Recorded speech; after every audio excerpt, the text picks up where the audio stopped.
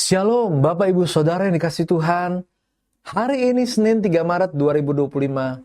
Kembali Mansor menjumpai Bapak Ibu Saudara dalam pembahasan Seminggu bersama Tahun Yobel. Dan hari ini adalah hari yang ketiga. Judul renungan hari ini adalah Ujian Ketaatan, Kasih dan Iman.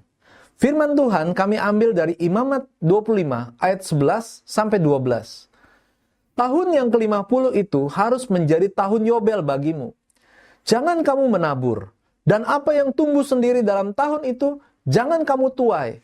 Dan pokok anggur yang tidak dirantingi, jangan kamu petik buahnya. Karena tahun itu adalah tahun Yobel, haruslah itu kudus bagimu.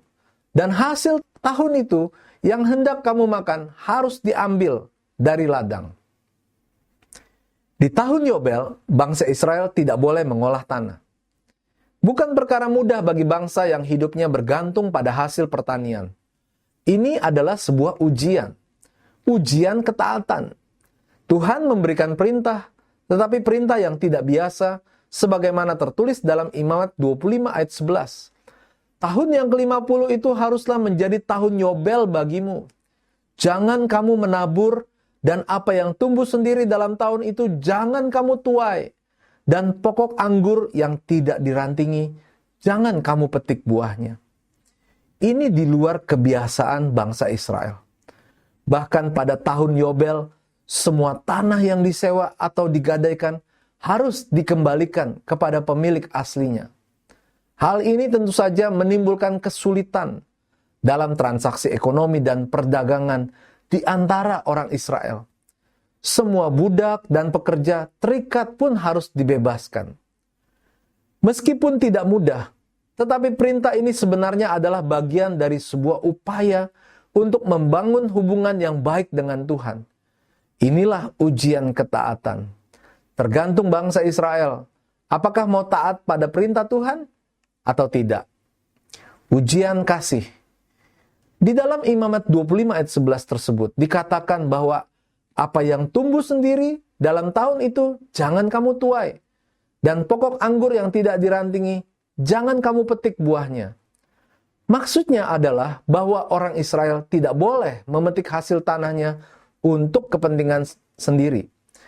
Mereka harus berbagi dengan orang lain, yaitu orang miskin dan orang asing. Sama seperti Tuhan sudah memberkati dan mengasihi mereka, mereka juga harus memberkati dan mengasihi sesamanya. Ujian iman. Ada satu persamaan prinsip yang menarik antara kisah mana tahun Sabat dan tahun Yobel, yakni mengenai iman.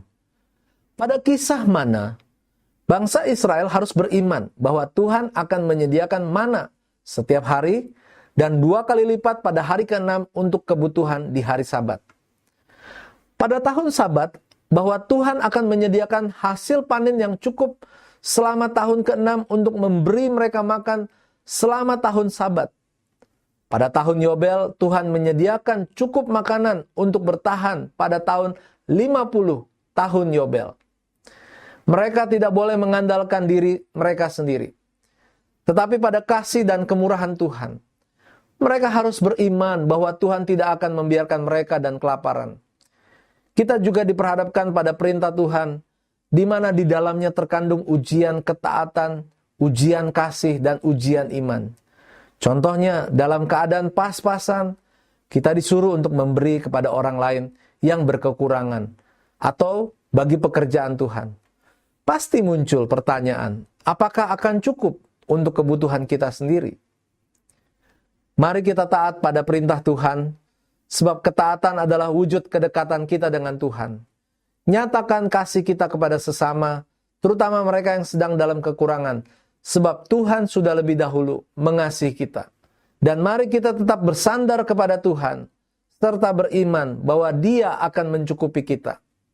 Kata-kata bijak, orang beriman seharusnya taat kepada perintah Tuhan, sebab Tuhan itu baik.